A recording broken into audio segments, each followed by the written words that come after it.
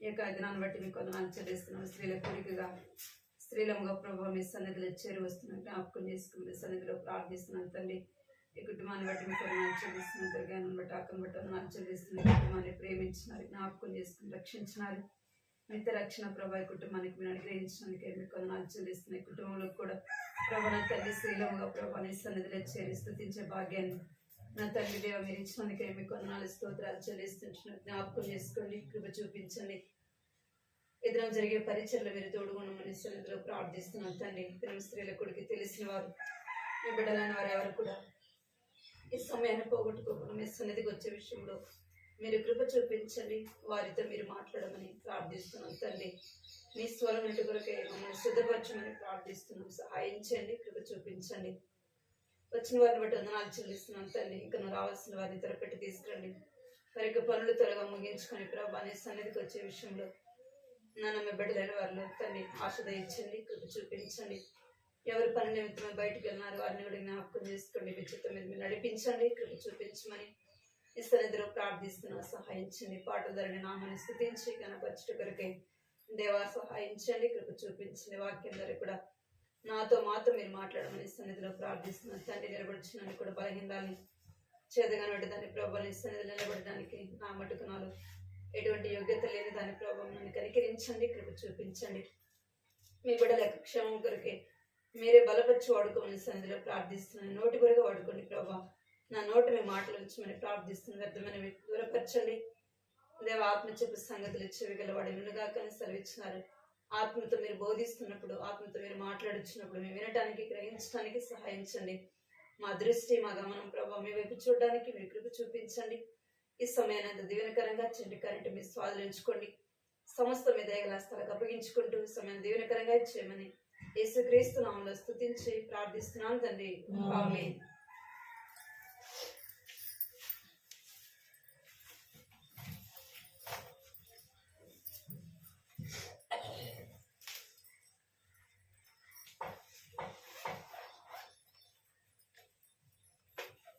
పాట పాడుతున్నాము. పాట సంఖ్య 163.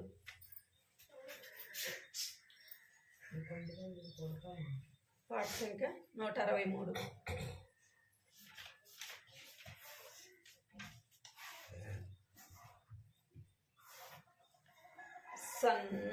సన్నుతించెదను ఎల్లప్పుడు, సన్నుతించెదను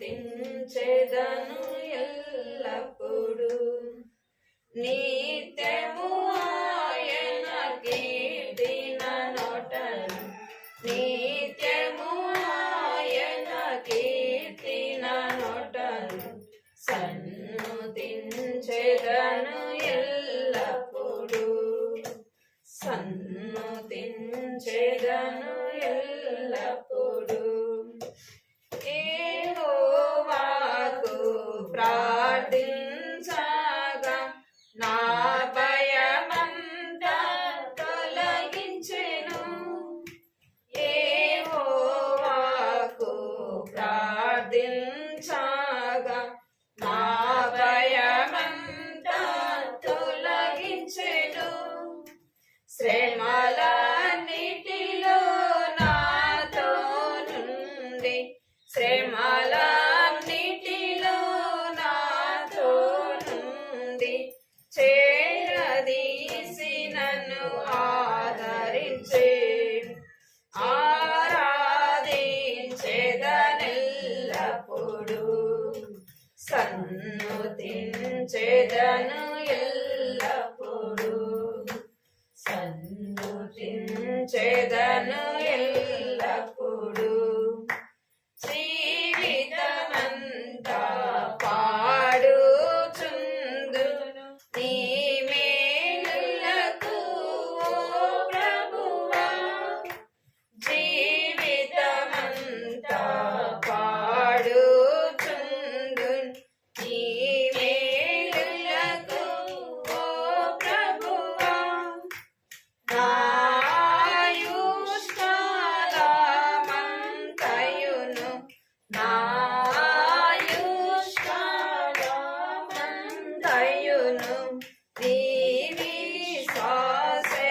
కొరకెప్పుడు నిరతము నిన్ను స్తోత్రింతు సన్నుతించెదను ఎల్లప్పుడు సన్నుతించెదను ఎల్లప్పుడు మహోన్నతమైనది నీదు మహిమ ఘనత ప్రభావము గల ప్రభువా మహోన్నతమైనది నీదు మహిమ ఘనత ప్రభావము గల ప్రభువా తనికి తీరగా నిన్ను పూజింతు తనివి తీరగా నిన్ను పూజింతు తరగని నీ కార్యములపై తపక నిన్ను స్తుతింతు సన్నుతించెదను ఎల్లప్పుడు సన్నుతించెదను ఎల్లప్పుడు నీ సంకల్పమును నెరవేర్చి నడిపించితివి ఘనముగను నీ సంకల్పమును నెరవేర్చి నడిపించితివి ఘనముగను నాకు ప్రభుడవై నా కాపరివై నాకు ప్రభుడవై నా కాపరివై నా జీవితములున్నావు నిజముగా నిన్ను పొగడెదను సన్నుతించెదను ఎల్లప్పుడు సన్నుతించెదను ఎల్లప్పుడు నిత్యము ఆయన కీర్తిన నోటను నిత్యము ఆయన కీర్తిన నోటను సన్నుతించెదను ఎల్లప్పుడు సన్నుతించెదను ఎల్లప్పుడు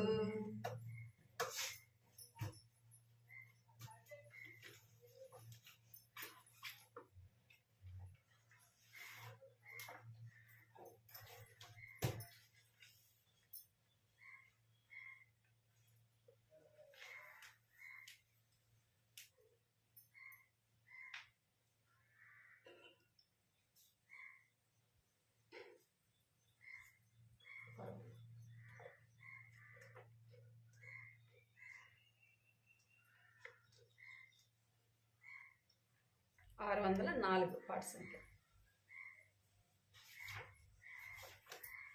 కొత్త పాటలు బుక్ అయితే 617.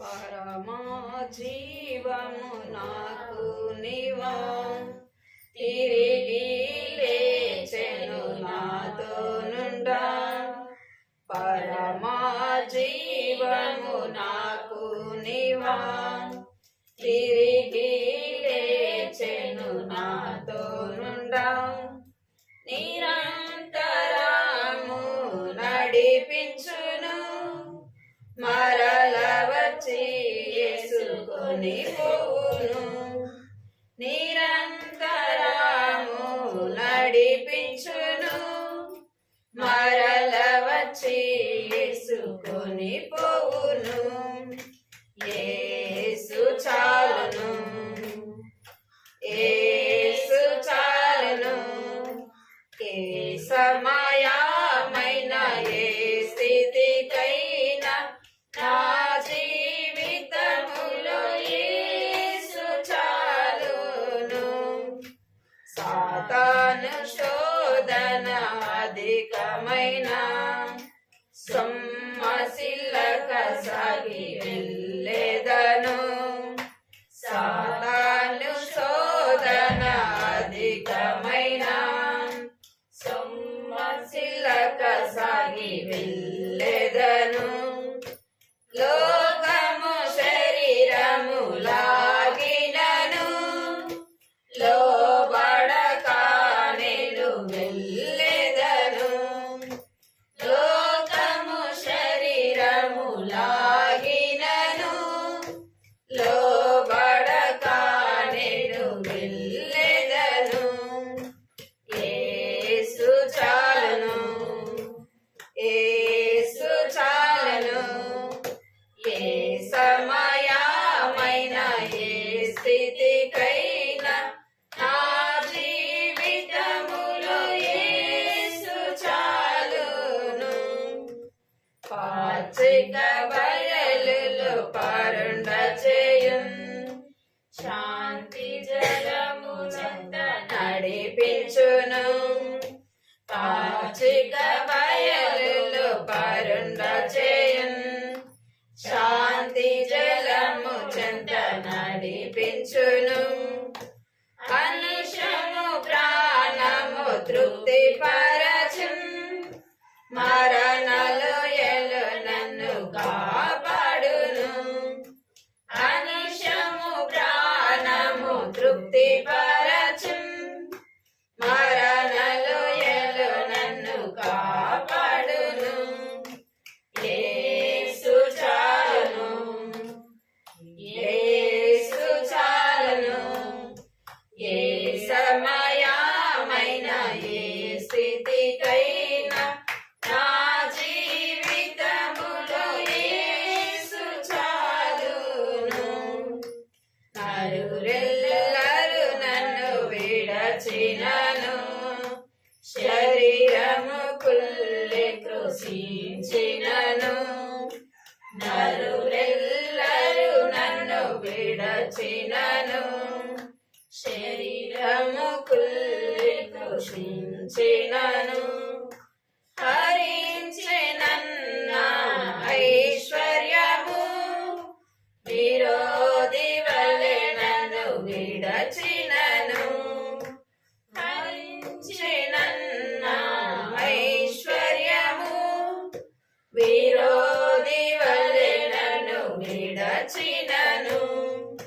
యేసు చాలును, యేసు చాలును.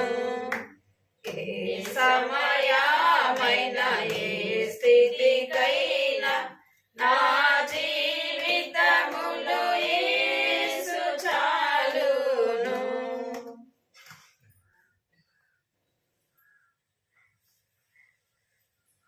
వాట్స్ సంఖ్య 751. 751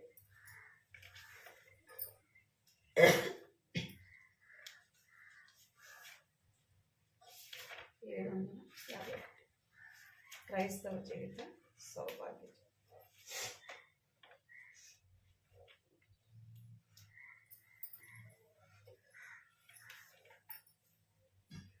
క్రైస్తవ జీవితం సౌభాగ్య జీవితం, ప్రభు పిల్లలకు ఎంతో ఆనందం. క్రైస్తవ జీవితం సౌభాగ్య జీవితం, ప్రభు పిల్లలకు ఎంతో ఆనందం. కష్టాలు వచ్చినా నష్టాలు వచ్చినా, కష్టాలు వచ్చినా నష్టాలు వచ్చినా, యేసు ప్రభువే నా సహకారి. యేసు ప్రభువే నా సహకారి. క్రైస్తవ జీవితం సౌభాగ్య జీవితం, ప్రభు పిల్లలకు ఎంతో ఆనందం. క్రైస్తవ జీవితం సౌభాగ్య జీవితం, ప్రభు పిల్లలకు ఎంతో ఆనందం. ఈ లోక ఘనత నన్ను విడచినన్,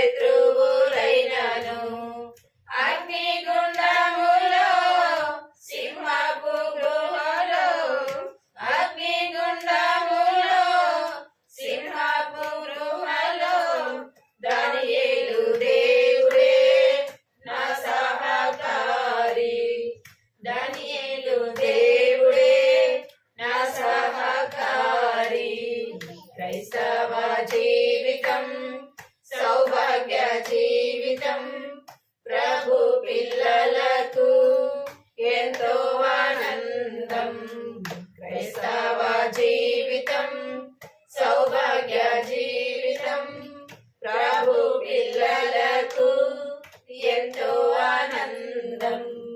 నా మంచి కాపరి, శ్రేష్ఠ స్నేహితుడు, శాశ్వత రాజు, నా సహాయకుడు.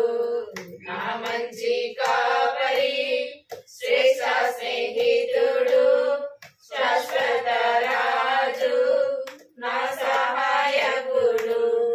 భారం నాకెందుకు, వ్యాకులమెందుకు, భారం నాకెందుకు, వ్యాకులమెందుకు.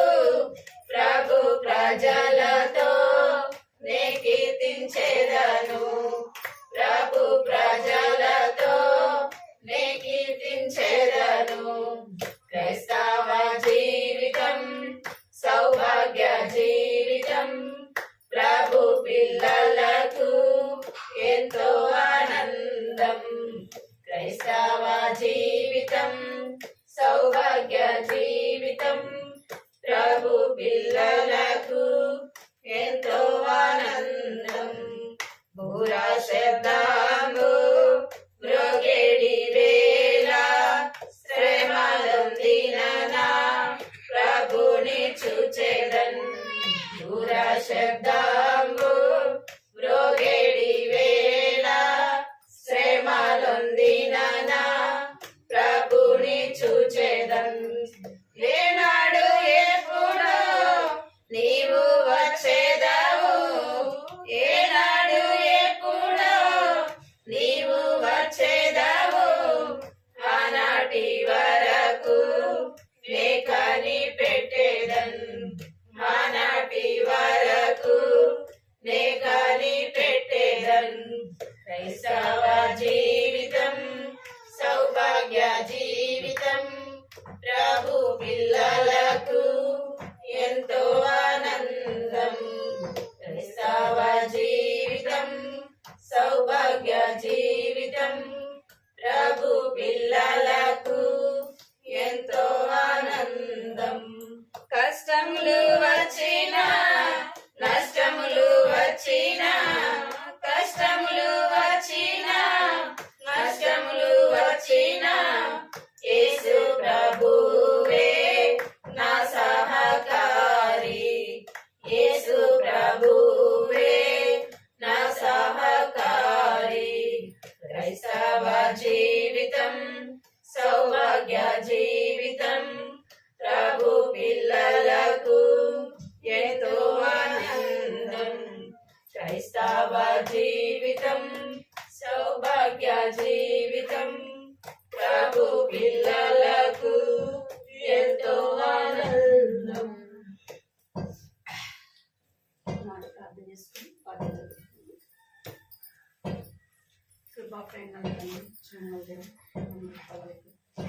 వందనాలు స్తోత్రాలు చెల్లిస్తున్నాము తండ్రి. హృదయకాల సమయంలో పాట ద్వారా నీ నామాన్ని స్తుతించడానికి, కనపరచడానికి మీరు ఇచ్చిన సమయాన్ని బట్టి మేము వందనాలు చెల్లిస్తున్నాం. అయితే మీరు ఇష్టపడిన విధానంలో మేము స్థుతించినట్లు మమ్మల్ని జ్ఞాపకం చేసుకోండి, సహాయించండి, కృప చూపించండి. వాక్యం ద్వారా మాట్లాడండి. ఈ మాటలు శ్రద్ధగా వినడానికి, అవి గ్రహించినట్లుగా ప్రభు సహాయించండి. గ్రహించే మనసు తెచ్చండి దేవా, కృప చూపించండి. ఇంకా నువ్వు రావాల్సిన కూడా నడిపించండి. ఈ సమయాన్ని నాకు దీవెనకరంగా చేయండి. ఏ స్నామంలో ప్రార్థిస్తున్నాను తండ్రి.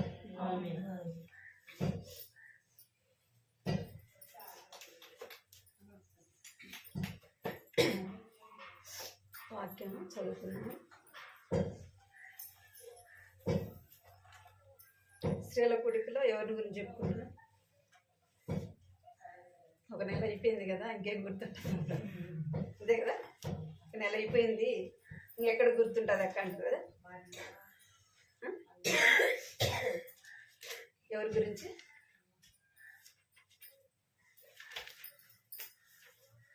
మనం వాక్యము వినడమే కాదు కానీ గుర్తుపెట్టుకోవాలి, జ్ఞాపకం చేసుకోవాలి. దానివల్ల ప్రయోజనం కదా. దీనివల్ల ప్రయోజనం ఎంత వింటున్నాం అనేది ప్రాముఖ్యం కాదు, ఎంత మన హృదయంలో గుర్తుపెట్టుకుంటున్నాం అన్నదే ప్రాముఖ్యం. ఎవరి గురించి జ్ఞాపకం చేసుకున్నామంటే మరియను గురించి మనం ఏం చేస్తున్నాం, జ్ఞాపకం చేసుకుంటాం. మరి యొక్క తన జీవితంలో మనము జ్ఞాపకం చేసుకుంటాం. సామెతలు 31వ అధ్యాయం 30వ వచనం చదువుతాం. చదవగలిగిన వారము ఆ మాటని చదువుకోండి. సామెతలు 31వ అధ్యాయం 30వ వచనం.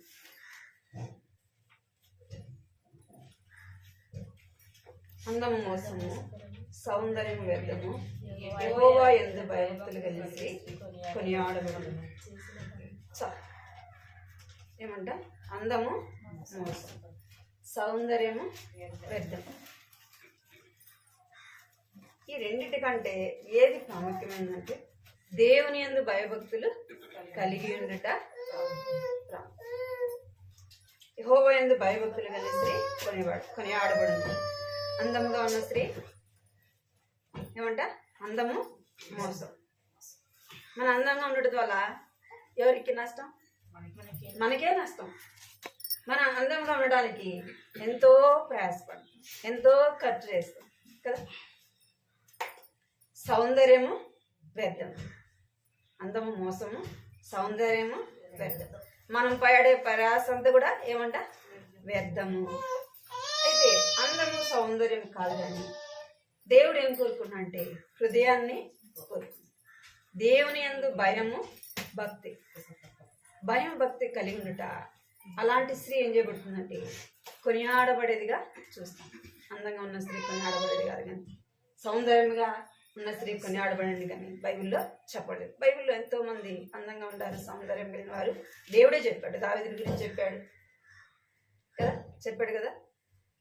అనేకుల గురించి అందంగా ఉన్నారని దేవుడు చెప్పాడు. అయితే ఇక్కడ రాయబడింది అందము మోసము, సౌందర్యము వ్యర్థం, యెహోవా యందు భయము భక్తి. మనం ఏం కలిగి ఉండాలంటే స్త్రీలమైన మనము దేవుని యందు భయము భక్తి కలిగి ఉండాలి. కొంతమంది అంటారు నాకు ఎవరైనా భయం, వాళ్ళని చూసే భయపడాలి కదా. ఇంట్లో వాళ్ళు ఏం చేయాలి? వాళ్ళని చూసే భయపడాలి. తల్లిదండ్రులు కావచ్చు, కాలేజీలో కానీ ఎక్కడైనా కానీ ఏమంటారు? నన్ను చూసే భయపడాల. మనం ఎవరిని చూసి భయపడాలంటే నిన్ను చూసి భయపడ్డం కాదు, కానీ నువ్వు దేవుని యందు భయము భక్తి కలిగి ఉండాలి. గత వారం మనం చూస్తూ వచ్చినాం. ఎవరి గురించి చూస్తూ వచ్చినామంటే మరియను మనము జ్ఞాపకం చేస్తాం. మరి ఎవరు? యేసు ప్రభు యొక్క తల్లి. ఆమెలో మనం కొన్ని మంచి లక్షణాలు చూస్తూ వచ్చినాం. ఈ వారం కూడా మరియమ్మ ఏం చేసింది వచ్చిందంటే దేవుడు తన జీవితంలో చేసిన ఆ యొక్క మేలులని ఏం చేస్తూ వచ్చిందంట? ఆయనను ఘనపరిచినదిగా చూస్తాం. ఆమె ఏం చేసిందంట? ఆయనను ఘనపరిచింది. ఎందుకంటే ఆమె యేసు ప్రభుకు జన్మనివ్వటానికి ఆమె ఏం చేసింది వచ్చిందంట? తన జీవితాన్ని పరిశుద్ధంగా కాపాడుకుంటూ వచ్చింది. ఎంతో మంది కన్యకలు ఉన్నారు, కానీ దేవుడు వారిని జ్ఞాపకం చేసుకోలేదు. కానీ ఎవరిని జ్ఞాపకం చేసుకున్నాడు? మరియమ్మని జ్ఞాపకం చేసుకున్నాడు. ఆమె ఏం చేస్తుందంటే అనేకమైన పరిస్థితులు గుండా వెళ్తూ వచ్చింది. గత వారాలు మనము చూస్తూ వచ్చింది. అయినా ఏం చేస్తుందంటే మరియమ్మ యేసు ప్రభుని ఏం చేస్తుందంట? ఘనపరిచినదిగా చూస్తాం. ఆమె యేసు ప్రభుకు తల్లిగా ఉన్నప్పటికీ ప్రతి చోట కూడా ఎవరికి ఘనతనిస్తూ వచ్చిందంటే నేను యేసు ప్రభు తల్లిని కదా, నన్ను ఘనపరచండి. ఆమె ఘనత తీసుకోలేదు. ఇప్పుడు ఒక రాజకీయ నాయకుడు యొక్క తల్లి అనుకోండి, ఎవరికి ఇస్తారు ఘనత? ఆమెకి ఇస్తారు కదా. ఎవరికి ఇస్తారు? కుమారుని బట్టి ఆమెకు కూడా ఘనత వస్తుంది కదా. ఇక్కడ ఆమె ఏం చేస్తూ వచ్చిందంటే యేసు ప్రభుని, తన కుమారుని యేసు ప్రభుని ఏం చేస్తూ వచ్చిందంటే ఘనపరిచినదిగా చూస్తాం. అందుకే మొదటి సమయాలు 2వ అధ్యాయం 30వ వచనంలో చూడండి. మొదటి సమయాలు 2వ అధ్యాయం 30వ వచనం.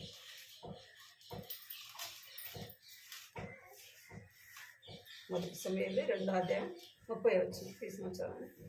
నీ ఇంటి వారము నీ పితరుని ఇంటి వారును ఉమ్, నా సన్నిధి యాజకత్వము ఉమ్, జరిగించుదురని ఉమ్, యెహోవా ఆజ్ఞ ఇచ్చినను ఇప్పుడు అది నా మనసుకు కేవలం ప్రతికూలమయ్యే అని ఇశ్రాయేలుల దేవుడైన యెహోవా సెలవిస్తున్నాడు. ఉమ్, కావున ఉమ్, యెహోవా వాక్కు ఏదనగా, ఉమ్, నన్ను గణపరచు వారిని నేను గణపరచుదును, ఉమ్. నన్ను తృణీకరించే వారిని నేను ఇక్కడ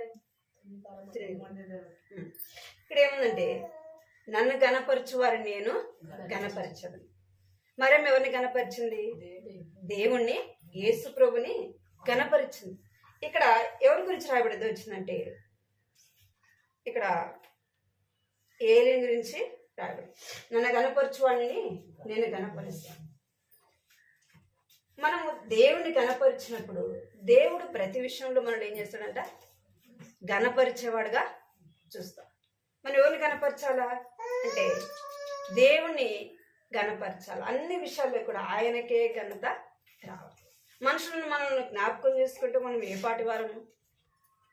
చూడండి, యోబు రాసిన పత్రిక 7వ అధ్యాయం 17 వచ్చింది. 7:17.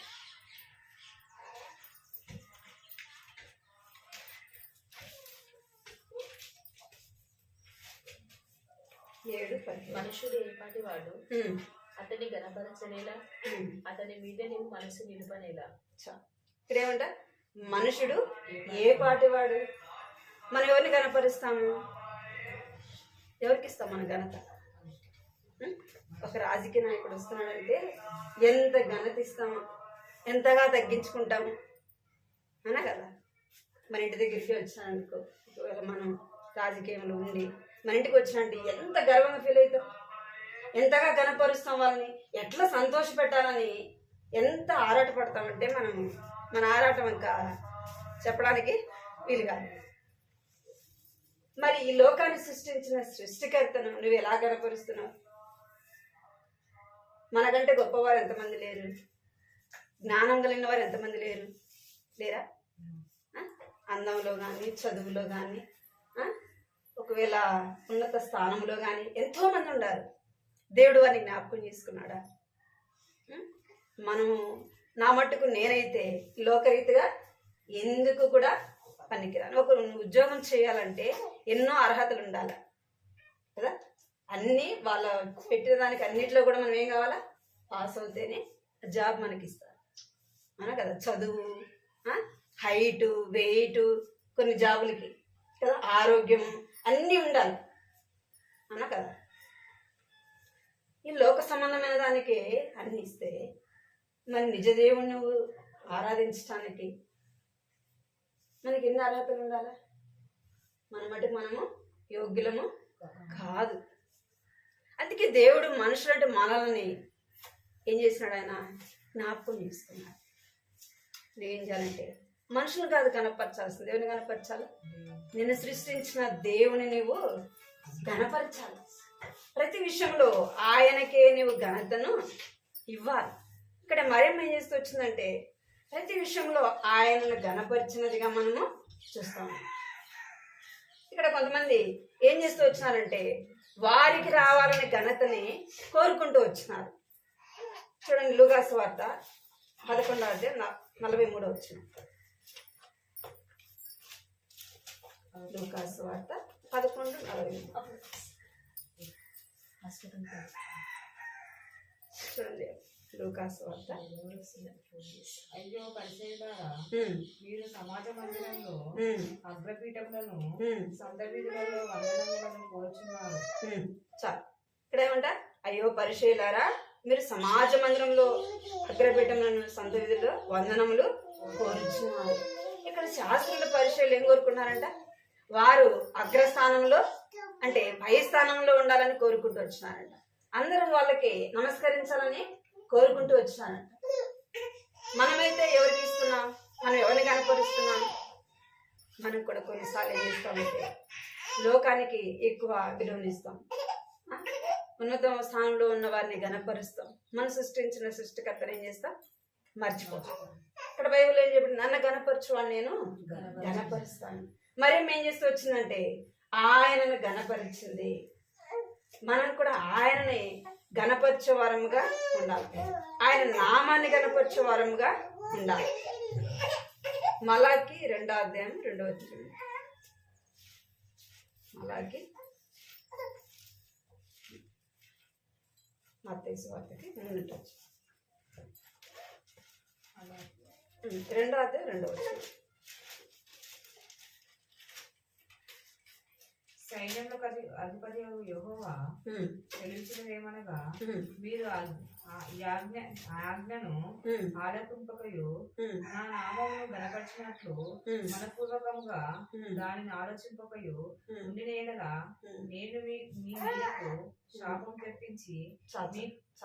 ఇక్కడ ఏమంటున్నాడంటే, నా నామమును గణపరిచినట్టు మనపూర్వకంగా దాన్ని ఆలోచింపక ఉండిన యెడల నేను మీ మీదికి శాపమును తెలియదు.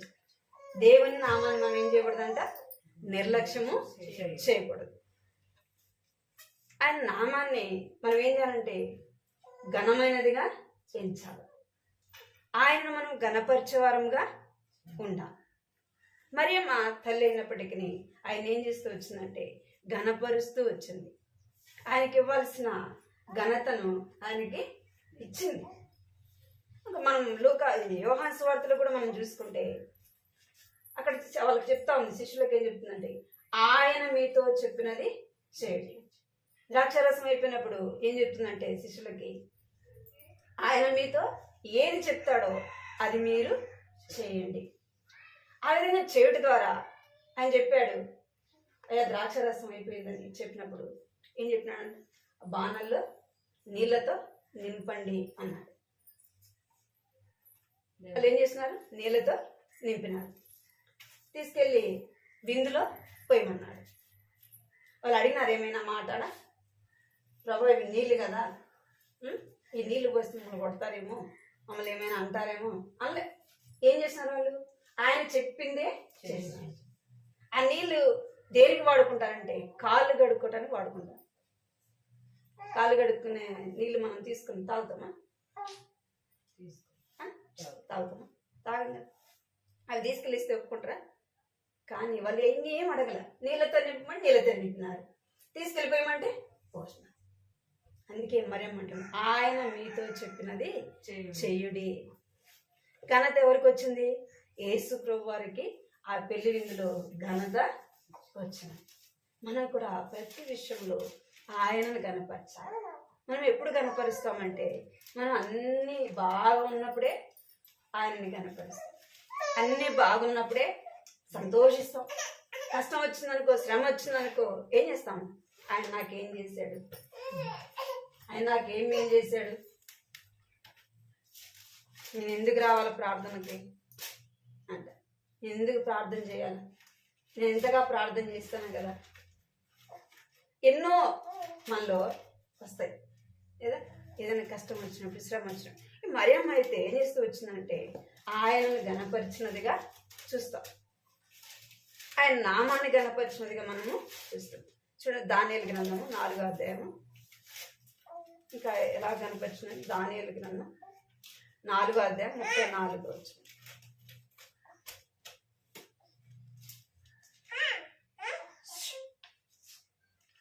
దానియేలు గ్రంథము 4వ అధ్యాయము 34వ వచనం చదవండి. 4వ అధ్యాయం 34వ వచనం.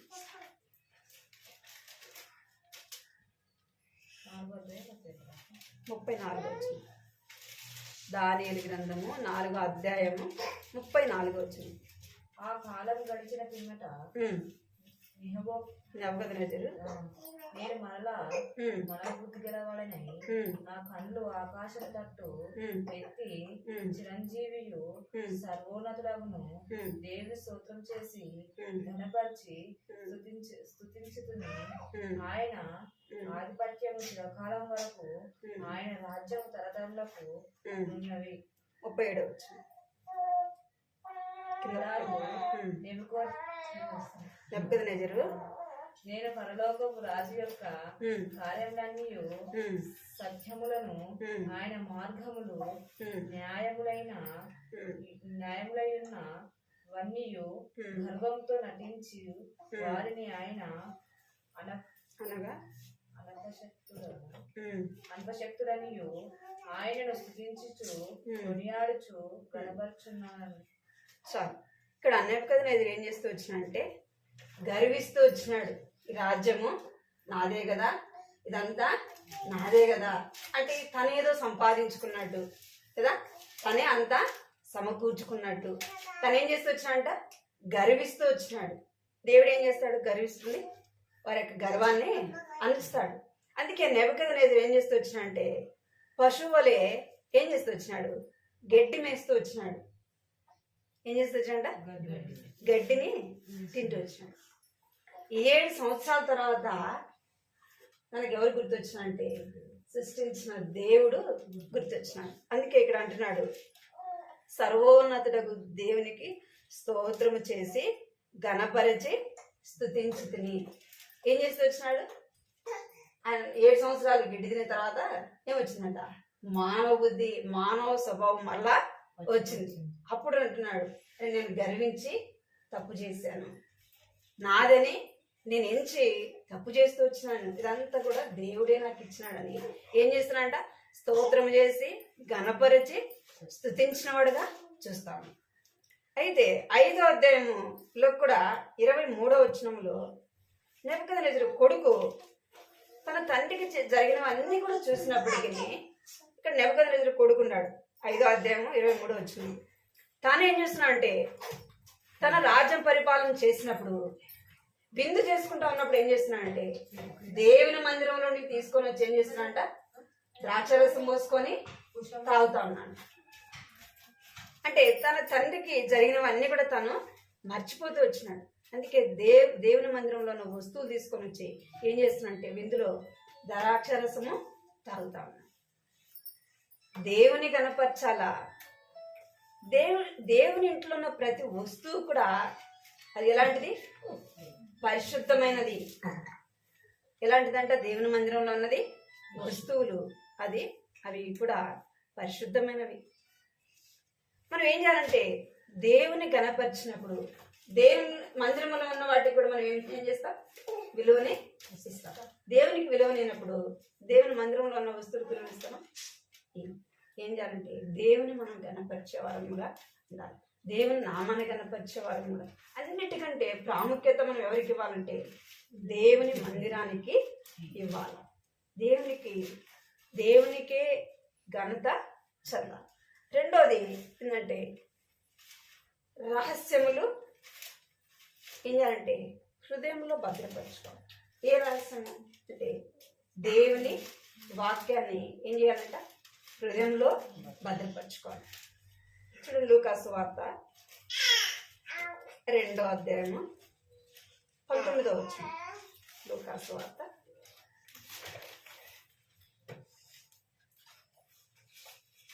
అయితే మరియు ఆ మాటలన్నీ తన హృదయంలో తలపోసుకొనొచ్చు భద్రం చేసుకొనెను.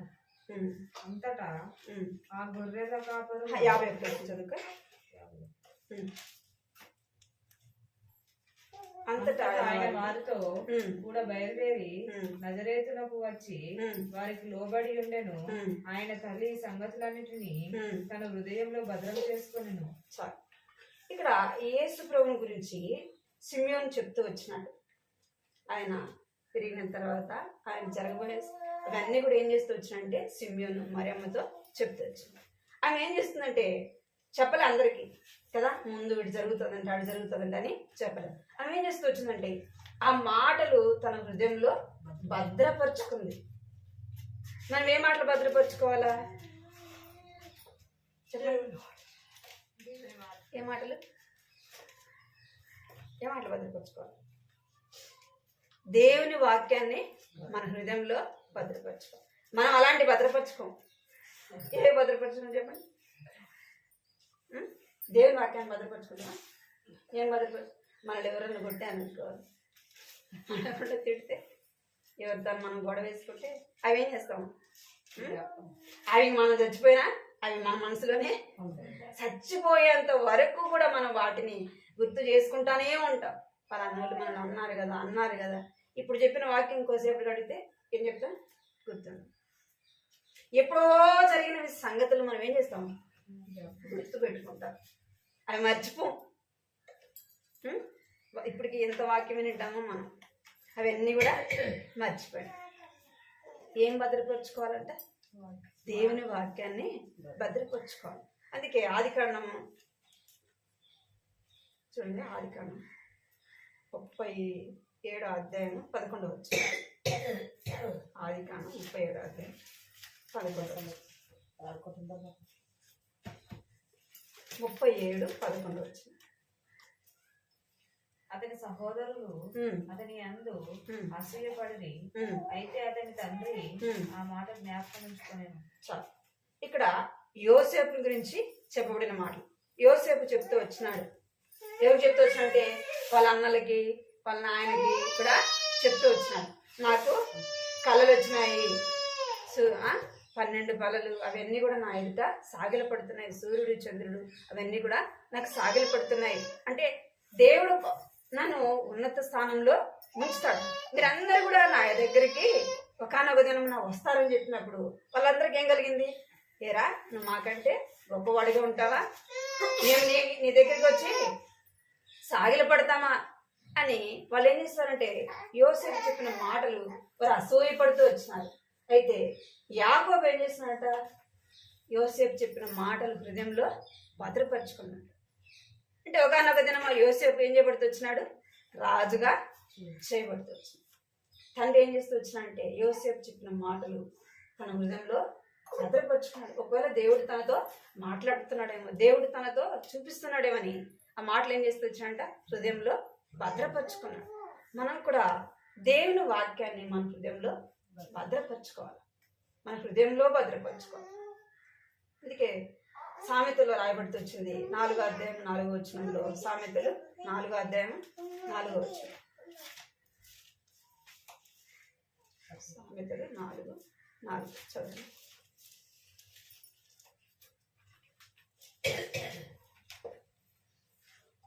ఆయన నాకు బోధించుచు నాతో ఇట్లనను, నీ హృదయము పట్టుదలతో నా మాటలను పట్టుకొని నా ఆజ్ఞను గైకొని వేళ నీవు బ్రతుకు.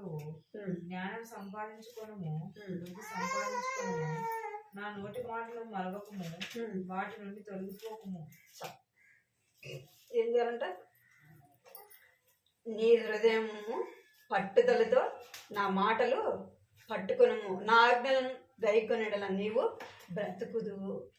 ఏదంతా పట్టుకోవాలంట? హృదయముతో దేవుని మాటల్ని పట్టుకోవాలి.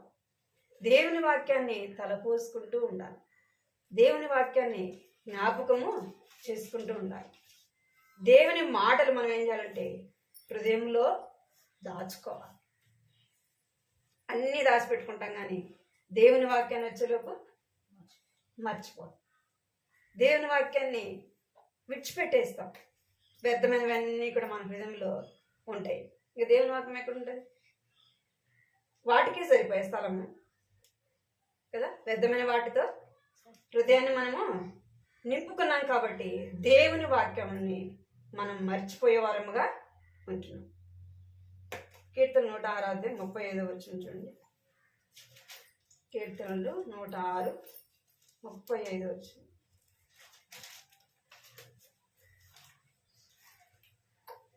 అన్యజనములతో సావాసం చేసి వారి క్రియలు నేర్చుకునేది.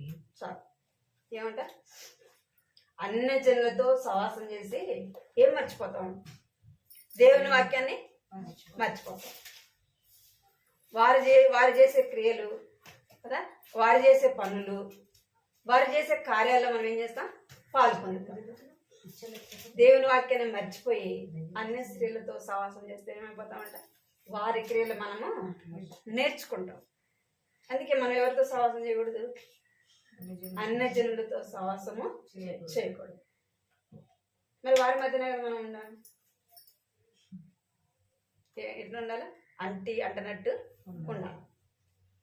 మాట్లాడాలా, కానీ 1-2 మనము వ్యర్థంగా అంటే అన్యులతో మనం సాహసము చేయకూడదు. అన్యులతో మనం సాహసం చేస్తే దేవుని వాక్యాన్ని మనము మర్చిపోతాము. దేవుని మనం మర్చిపోయే వారముగా ఉంటాం. దేవుని వాక్యాన్ని కూడా మనము మర్చిపోతాం.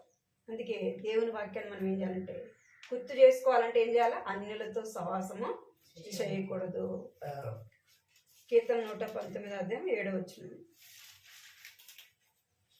నీతి గల నీ న్యాయ విధులను నేను నేర్చుకున్నట్లు యథార్థ హృదయంతో నీ కృతజ్ఞతాస్తుతులు చెల్లించదను.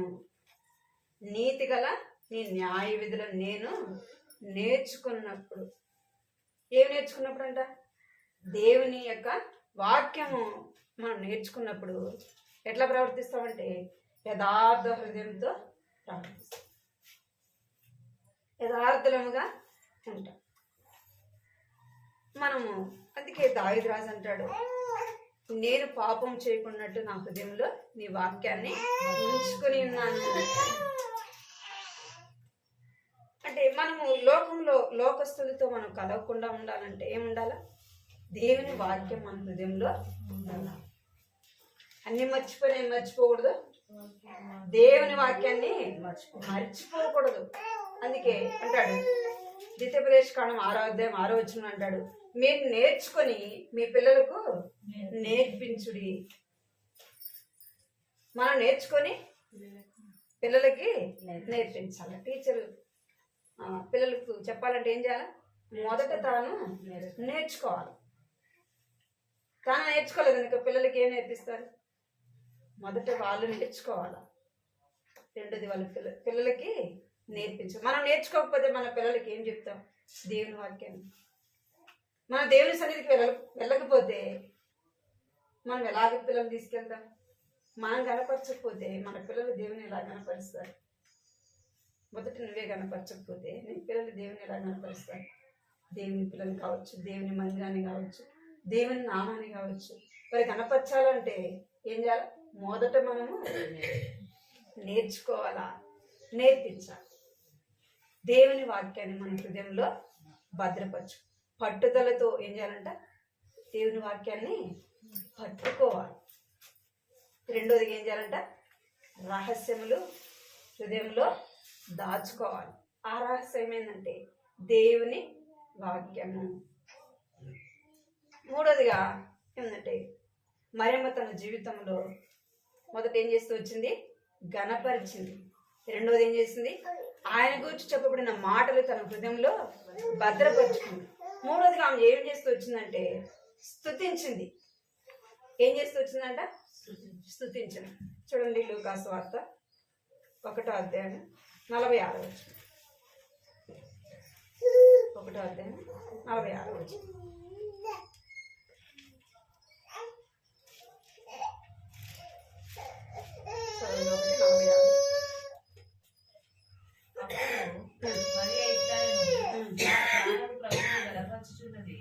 ఆయన తన దాసురాలి దీనస్థితిని కటాక్షించెను.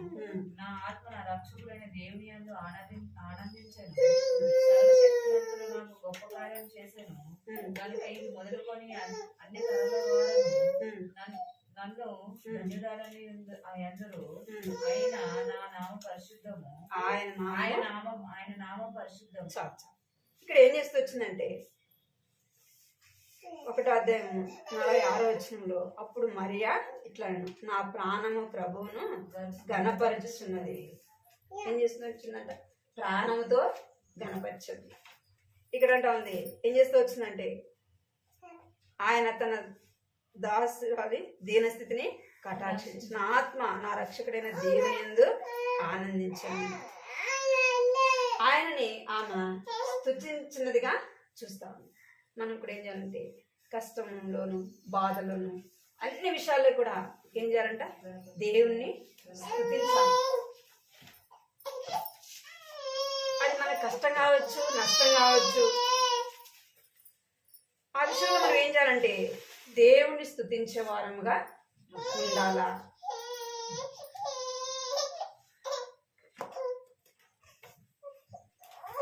జెఫన్యా 3:14. జెఫన్యా 3:14.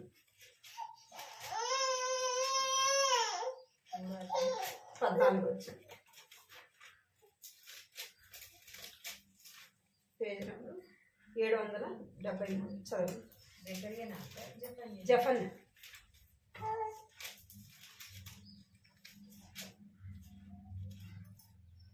పేజ్ నెంబర్ 773 3:14 వచ్చింది. 74 చదవండి. 14 వచ్చింది. సియోను నివాసులారా ఉత్సాహధ్వని చేయుడి, ఇశ్రాయేలులారా జయధ్వని చేయుడి, యెరూషలేము నివాసులారా పూర్ణ హృదయంతో సంతోషించి గంతులు వేయుడి. తాను మీకు విధించిన శిక్షను యెహోవాకు కొట్టివేసి ఉన్నాడు, మీ శత్రువులను ఆయన వెళ్ళగొట్టి ఉన్నాడు.